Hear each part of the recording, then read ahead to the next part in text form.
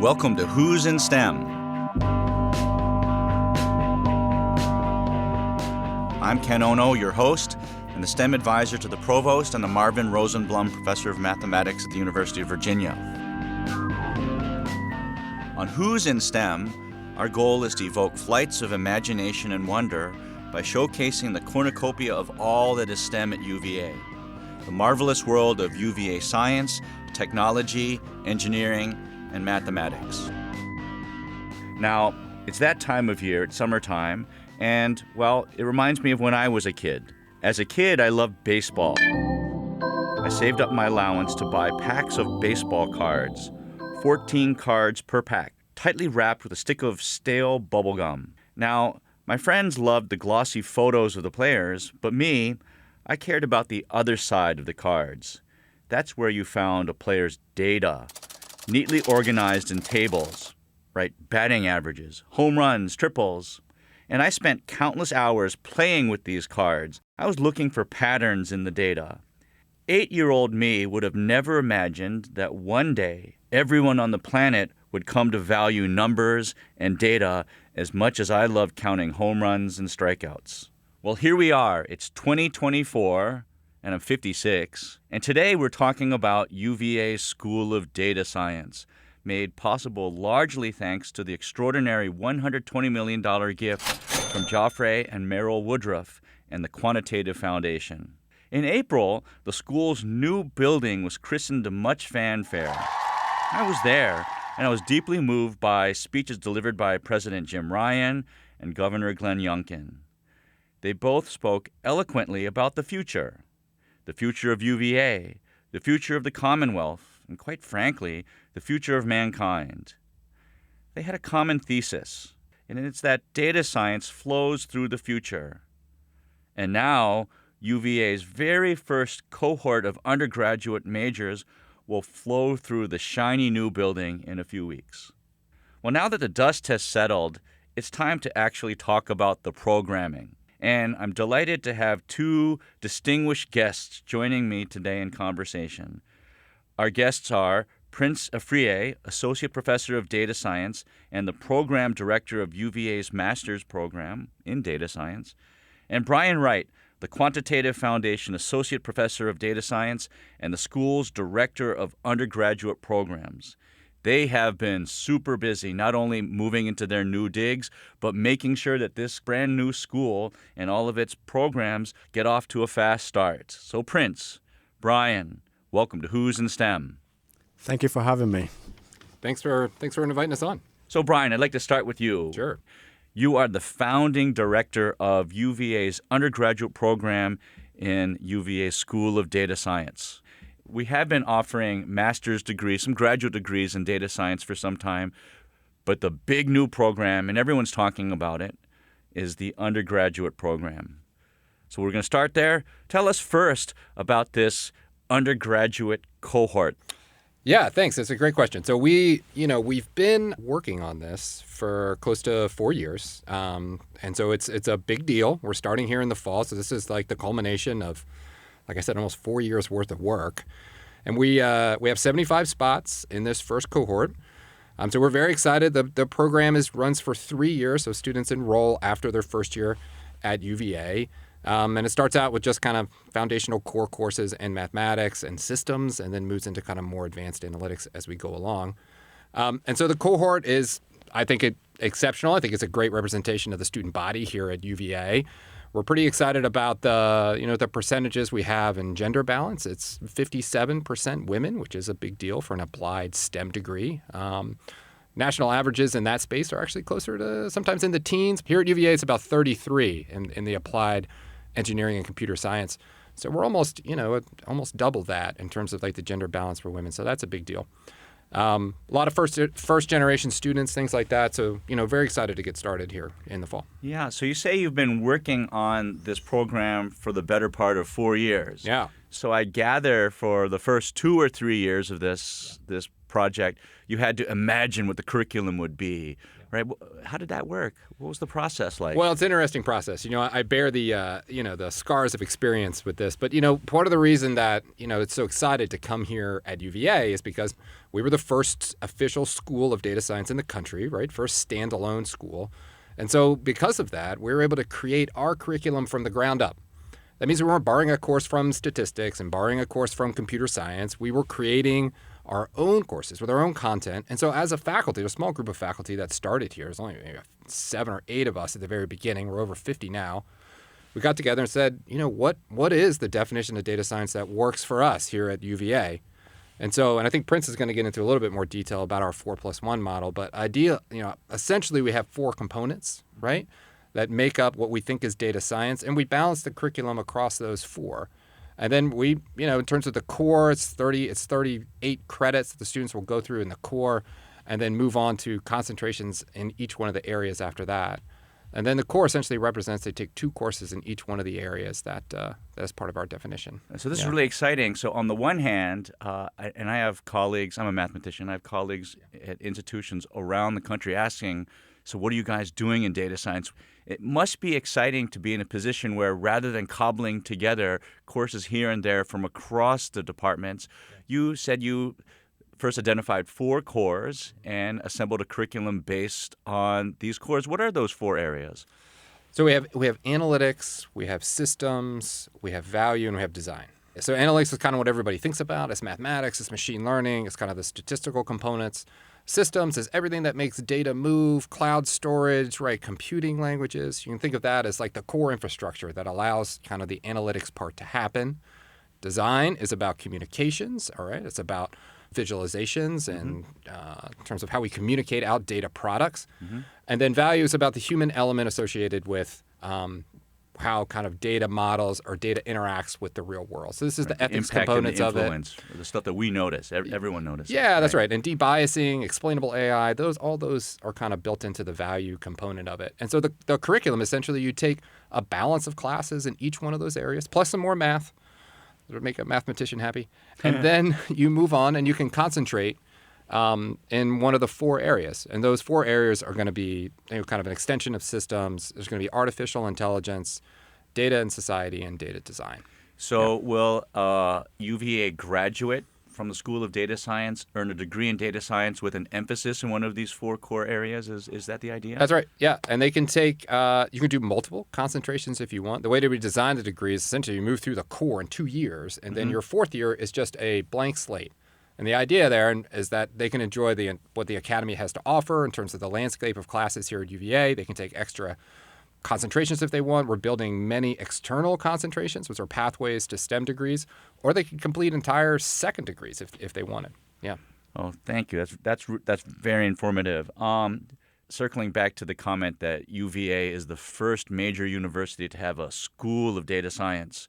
What does it mean for UVA, and in particular, as the founding director of the undergraduate program, what does it mean for UVA, and what does it mean for you to have that sort of responsibility? Yeah, that's no pressure. So it's the thing about it is that the field is actually very young. The thing about we think about the pace of technology change, and the ever-present kind of conversation and weight associated with AI in this present moment, it feels like we've come further than we are. But the truth of the matter is, in the academy, data science is only about 10 years old. So I founded programs before I came here at GW. I founded their master's program, a PhD program. When I was there at GW, kind of in the mid-2010s, it was just a massive expansion of the master's programs. And what happens in these applied fields like data science, and not unlike other applied fields, is that usually once the market comes to fruition, right, universities can respond to that market by adding graduate courses and graduate programs much faster than they can undergraduates. So in this case, industry was ahead of us, right? Right. But what happened is now that the field has matured a little bit, and as we're continuing to growth of data science, what's happening is it's going up and going down. And what I mean, it's going up to the PhD level. So we have our PhD program, which we officially got approved a year and a half ago. And then it's coming down to the undergraduate. The undergraduate level is going to be the huge expansion that we see over the next 5 to 7 years. So the big part about UVA being first is that, we get asked all the time, kind of we're a leader in this academic space. What are you guys doing? How are you establishing this body of knowledge? What does undergraduate education look like? because we've been thinking about it kind of way ahead of the curve. We may have the degree now, but we've been planning and cultivating it for much longer than most universities have even been thinking about starting. So it's a huge deal, and it's a big deal because we're not only just creating a new school here at UVA, we're creating a new applied STEM discipline. And that doesn't happen very often. You don't very often get to create a new school in a new field and one of the best universities. I don't even remember the last time UVA added a school. It's been decades. Yeah, it's been a while. So it's a big deal for us. And it's, to be a leader kind of in what it means to be, a full stack kind of undergraduate, master's, PhD, data science institution. Yeah. So exciting. So Phil Bourne, the founding dean of the School of Data Science, he likes to describe the School of Data Science metaphorically as the school without walls. Now, of course, the school has brand new actual physical walls. The brick walls are in place. So, Brian, what's Phil talking about? What does he mean, a school without walls? Well, there's a lot of glass in the building, so that helps. You can see through. But it's we see it as a kind of a foundational element to most kind of applied STEM fields moving forward. Right? There's going to be a computational component as it relates to all sorts of disciplines across the academy. And so when I say concentrations, we talk about external concentrations. We're developing external concentrations in large part with the college, but some with engineering and education as well. We're especially with neuroscience. We have biology, astrophysics, environmental science, cog psychology, all of these kind of quantitative-oriented disciplines. And what our students can do is they can finish their core degree, right? That happens in the first 2 years. And then they can start to kind of designate one of these external concentrations. And so, the response we've gotten from the directors of these other programs have been, very supportive. They're really anxious to get students with these data science skills into their classes, into their labs, and, possibly into their graduate programs, right? So they see this as kind of a foundational set of data science skills, which can help them in their research and in their classrooms, and then on into graduate programs. So 100%, definitely pathways into other STEM programs when we think about. Yeah. And what is one of the most common questions you ever get in a science conference? It's, so what does the data show? Right? That's right. So you guys are in a position to help answer that question across fields. Yeah. So that's about the School of Data Science positioned relative to academia. As I understand it, that demand for data scientists in industry has grown at an astronomical rate, something like 30% from year to year since 2019. Yeah. Massive growth. As a follow-up question, how is the School of Data Science interfacing with our industrial partners, say in the Commonwealth and beyond? Yeah. Well, it's super important, and we did, I'm part of a nonprofit organization called Data for Everyone, and they have a partnership as part of that curriculum with Burning Glass, right? So which is an employment agency, and they did research just recently about kind of the necessity of data analytics skills. And over the last year, the random sample that they pulled from all the posting there showed that some 60% of those job postings showed that you need to have some data analysis skills. And then there showed year-over-year growth, just similar to what you're saying, especially in AI, about 30% increase in specialized positions just in that particular title from last year. So yeah, the demand is really large. We're developing a bunch of pathways for our students. We'd like to think about having full-year co-ops where our students can go out and work at companies for a full year and get credit. Inside the building, physically, we have kind of a co-working space where we'd like to have the, not just the data-centered industry here in Charlottesville come to the building, but, up and down the Eastern Seaboard, from D.C. to have them come. We call it the corporate commons. So companies can come and kind of work there for the day. Mm-hmm. We also have the Capital One Hub, which is sponsored by, obviously Capital One. And that's where our huge 2-story video board where we can do industry talks or have, academic talks or kind of just, sponsor, corporate events in that space as well. So, our goal is to blend, as much as possible. Get industry in the building, get them as part of the educational process. We want, leaders in industry to come inside the classroom during the regular semester or speak with our students. We'll have capstone projects that'll be sponsored by corporate sponsors so they can get their hands on it. In large part, the field of data science was born in industry. So for us to think, let's take this ball and run with it is just a bad choice. So we're going to open the doors as much as possible to industry, nonprofit, government, get them in there because they have the real problems. So we want our students to be confronted with those. So for business leaders who might be listening to this podcast, how can they get in contact with you or the School of Data Science to get involved? So we have people that kind of specialize in corporate relations. It's Reggie Leonard and Stephanie Fentress. Reggie is kind of like our career advisor, but he also does community organization. And Stephanie Fentress is kind of our, what you would say our development officer in terms of, more robust relationships with industry. They could also reach out to me. I mean, I'm happy to. I talk to people from industry all the time. So I'm happy to take an email or a phone call. Great. Yeah. Well, thank you for all that you do for this undergraduate program. It's really kind of the talk of the town. I get so many emails from prospective students asking, so what's it going to be like in the School of Data Science? Are they going to have thousands of students in the fall? Well, Yeah. They're going to be 75, and I'm sure it was quite competitive.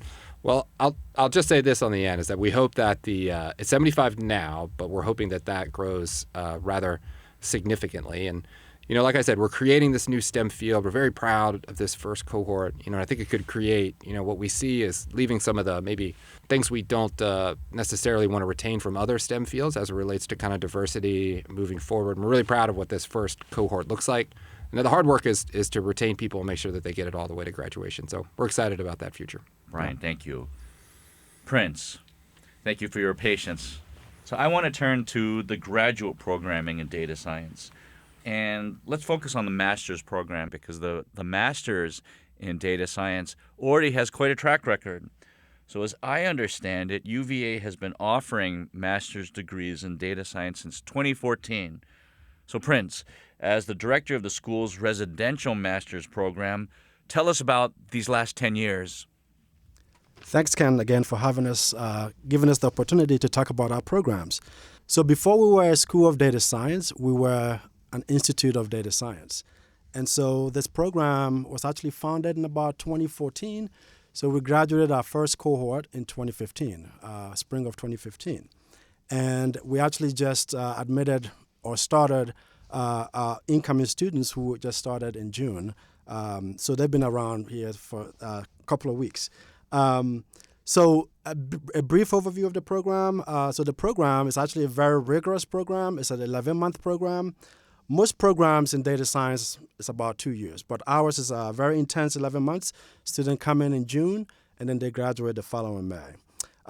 Students take courses across the 4+1 model, as Brian described. They take courses in coding, machine learning, statistical learning, ethics, which is one course that we are very proud of, ethics of big data, data visualization, computer systems, and so forth.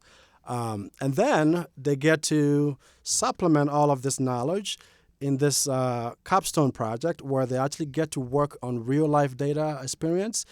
So we actually have a director of capstone who actually goes out and get real-life data to come to our students.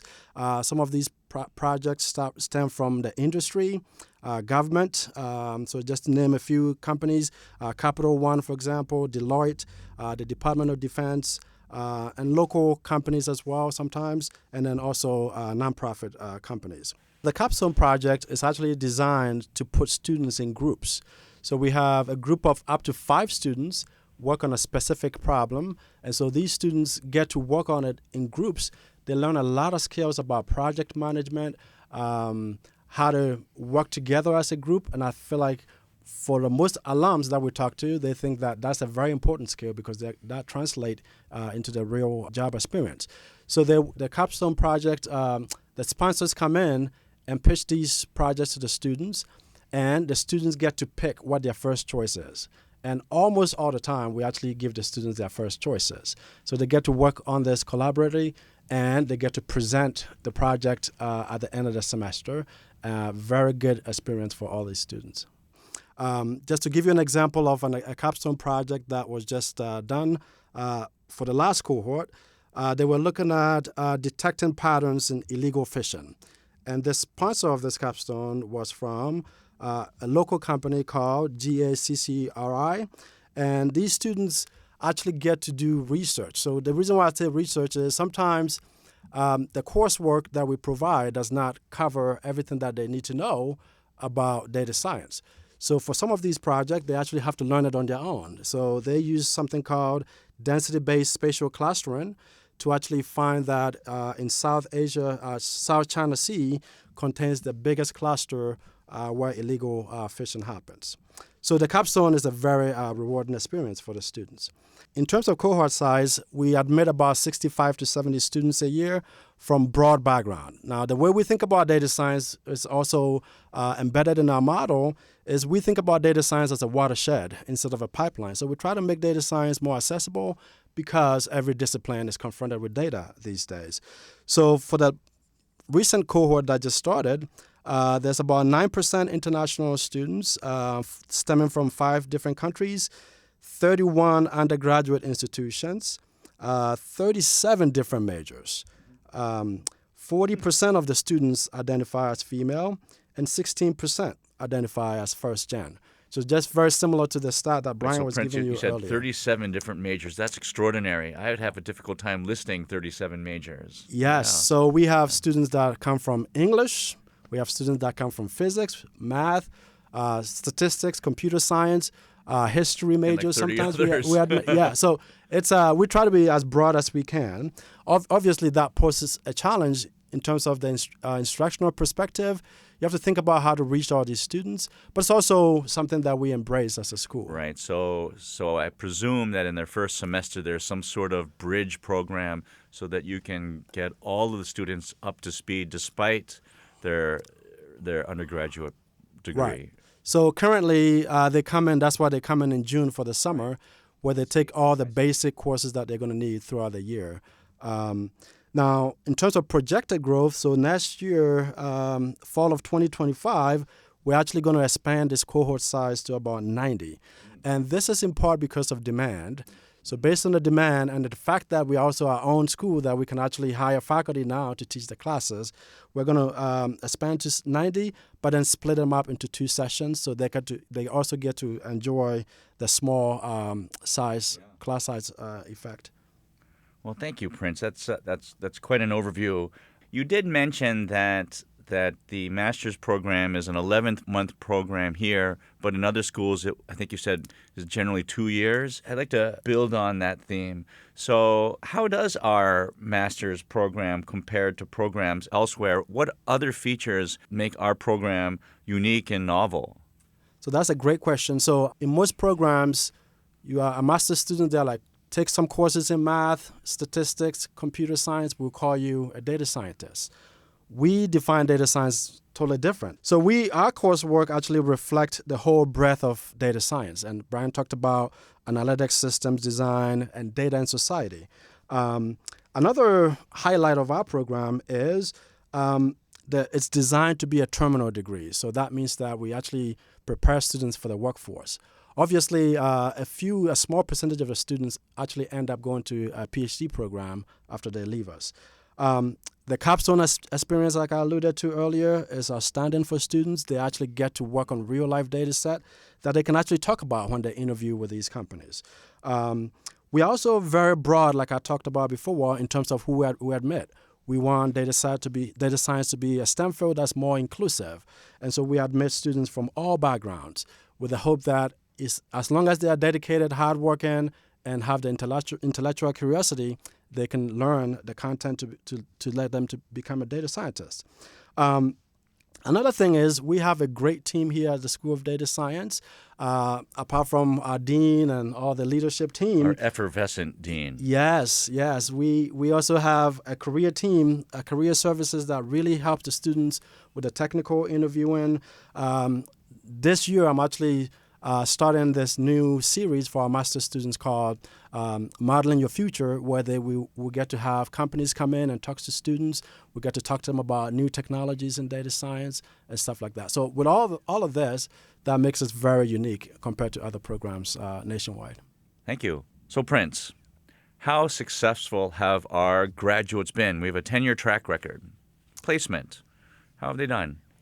Excellent. So that's a very good question. So just to preface that by saying that the program is constantly evolving. We are always thinking about ways to evolve our curriculum, to go back to the core principles of helping students be able to get into the job market right away after they graduate. We're also thinking about all the new technologies that comes in with the field of data science. Data science is ever evolving area.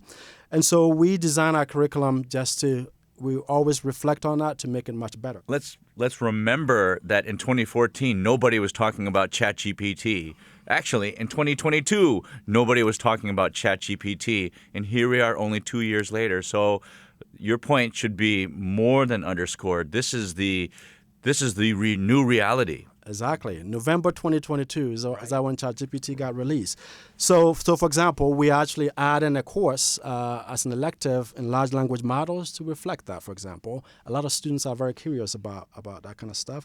We're actually also revamping our ethics course from 2 credits to 3 threaded course.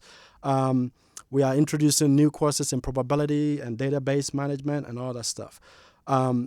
We are also, actually by a gift from the NIH recently, which is led by Don Brown, who's our Associate Dean for Research, we're going to have a new concentration in genomics, where it's all data science, but the students are going to work with genomic data. Human genome is one of the most awesome data sets that mankind has ever studied. Exactly. So the focus of this concentration will be just that.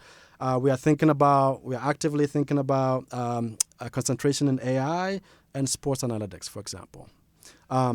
In terms of success stories, we have a lot of success stories. Like this program has been around, like you said, 2014. Historically, and this is through the pandemic as well, we've had about 96 to 98% of students that graduate from the program and get employment within the first 6 months of graduation. And they have all these titles: data scientist, data engineer, data analyst, risk modeler, consultant, all kinds of titles. We have about 2 to 3% of the students end up going to PhD programs. Mm-hmm. Not to brag, but the median salary of all these students that are going out is about $95,000. We have a lot of companies that come in to employ our students, just to name a few: Fannie Mae, Capital One, Deloitte, EY, Accenture, AT&T. In the tech world, IBM, Facebook. In government, Department of Treasury, Department of Defense, and a lot of nonprofit agencies. So in terms of that, our program does really well helping these students actually get these jobs. Well, that's great. That's great. So it almost covers the economy. So, Prince, I now understand that the School of Data Science recruits students from basically every undergraduate degree. You said 37 or so degrees represented among the master students that we've had. But for a potential applicant, an undergraduate student here at UVA or elsewhere, what advice can you offer them? What skills, what characteristics do you look for in successful applicants? So yeah, we admit a broad range of students, like as I was saying earlier, from all different kind of majors. And so we primarily look for students that are problem solvers and critical thinkers. And that seems a little broad because we are very open to maybe get everybody abreast with the field of data science. We look for passionate people who want to actually work collaboratively in data science. So we look for people that are intellectually curious. And so an advantage which I see in our program compared to a lot of other programs is we don't actually require the GRE. I think that is a barrier that we are trying to avoid. And so we don't also ask for personal statements as most programs do, although we actually ask questions on the application that will really, really highlight the students that are going to apply. And so we look for students, for example, that have been working in the job market for a while, but have been confronted with problems with data that they need some more education to actually help solve these problems. So those applications are very, very attractive to us. But yeah, all the questions that we put on our admissions questions streamlined in such a way that the students will get to really, really highlight why they are really curious about data science and why they should be part of the program. Well, great, thank you. So time is short, and I think we have to wrap up here. Before we wrap up, one last question for both of you, Brian and Prince. And the question is this: what does the future hold for UVA School of Data Science? It's so new, but if we were to project out into the future, how will its growth and evolution impact UVA and the Commonwealth broadly. Brian. Yeah, so I mean, like I said earlier, it's interesting because we really are, as much as it feels like we've come a long way, and we have. I think we're still very early days, So I think this, the vision that Liz McGill and President Ryan had to establish this first school, planted this flag. And so I think the future is really bright. The thing that I look forward to the most is thinking about the impact that our undergraduates can have across grounds, and then the impact that's going to have when they leave grounds and move into these industries. So it's just now really what we're seeing is, and I think Prince will reflect on this too, the impact of the undergraduate is really going to change the graduate space. Because what's happening in the undergraduate, it overlaps non-trivial amount with what's happening in the graduate space. So I think this evolution, essentially the ecosystem associated with the field of data science is really just starting to mature. So it's really going to be fascinating to see what happens upstream in terms of just the impact that the students can have as they move into these concentrations and start embedding themselves in all sorts of different disciplines, and then how the master's degrees are going to have to evolve to kind of accommodate that. And so, like I said, I think the next 5 years are going to be as exciting as any time we've seen in the field. And you'll be super busy. It will be very busy. I mean, no shortage of work. So it's going to be great. And so we're excited about it, to say the least. Right. So what I've gathered from this conversation is that the School of Data Science is both vertical and horizontal. It's vertical academically in terms of linking together students of various ages, together with both industry and researchers across grounds. But also primarily as a focus is horizontal across disciplines, across industry, across schools. I guess this is what Phil means when he says that the School of Data Science is a school without walls. Prince, same question. The future. Yes. So first of all, I'm very happy to be part of the future. I think to be part of a school that is started from the beginning, to be part of building the undergrad program. I'm in a couple of committees helping Brian out here. I think it's a very fascinating experience for me. It's the newest school on grounds, but it comes with full of promise in terms of education and research. And just to give you an idea, I spoke about how broad of a background our students have. Our faculty also have such a broad background. I think about our School of Data Science is like a university within a school. So we have faculty that are next door to my office that are in applied math, faculty that are in history, faculty that are in econ, faculty that are in education. My background is in statistics. For all of us to come together, I think only good things can happen from that. And we are the fastest growing discipline. As I said earlier, there's so much demand in all of our programs that we have. Our PhD program is one of them as well. And our leadership embodies all this new change in data science, especially all the technologies that are coming rapidly every day from data science. And we have a leadership that is open to building this all together with everybody that we have in the school. So it's a very exciting time, and I think that the future is only bright from here. Thank you, Prince. So thank you, Brian. Thank you, Prince. In my role, I represent the Provost's office, and it's truly extraordinary. It's a wonderful situation to be in. We're privileged.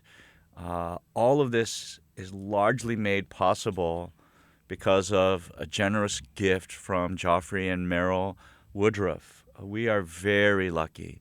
And so if they happen to be listening, or members of the Quantitative Foundation are listening, thank you on behalf of the university, our students, the UVA students, and more broadly the Commonwealth, and all of the folks that will benefit from the establishment of this brand new school.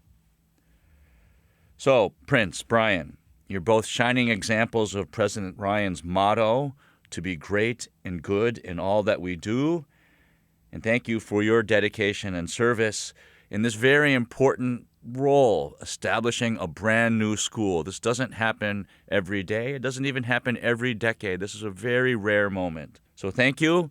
I'm Ken Ono, STEM advisor to the Provost, and the Marvin Rosenblum Professor of Mathematics, and you've been listening to Who's in STEM.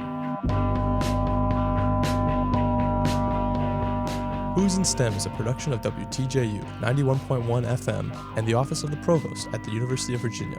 Who's in STEM is produced by Catherine Kassaboom, Clara Curzon, Ria Verma, Ben Larson, and Mary Garner McGee. Our music is composed and performed by Robert Schneider and John Ferguson of Apples and Stereo. Follow us on Facebook, Instagram, and Twitter. Listen and subscribe to Who's in STEM on Apple Podcasts, Spotify, or wherever you get your podcasts. We'll be back soon with another conversation about scientific and technological innovation at the university.